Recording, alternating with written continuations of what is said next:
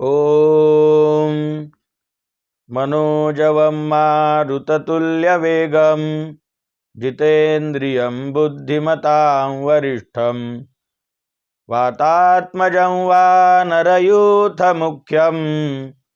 श्रीरामदूतं शरणं प्रपद्ये।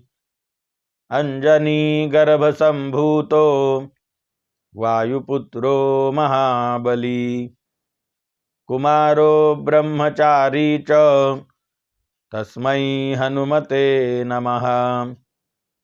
अञ्जनीगर्भसम्भूत कपीन्द्रसचिवोत्तम रामप्रिय नमस्तुभ्यं हनुमन् रक्ष सर्वदा।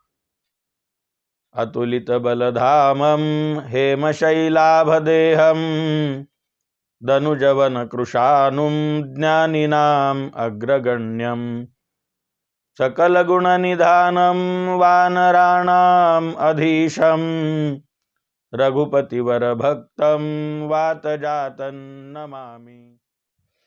बालार्कायुततेजसं त्रिनयनं प्रक्षोभकं सुन्दरं सुग्रीवादिसमस्तवानरयुतं ह्याराधितं साञ्जलिं नादेनैव समस्तराक्षसगणान् सन्त्रासयन्तं प्रभुं श्रीमद्रामपदाम्बुजस्मृतिरतं ध्यायामि वातात्मजम्।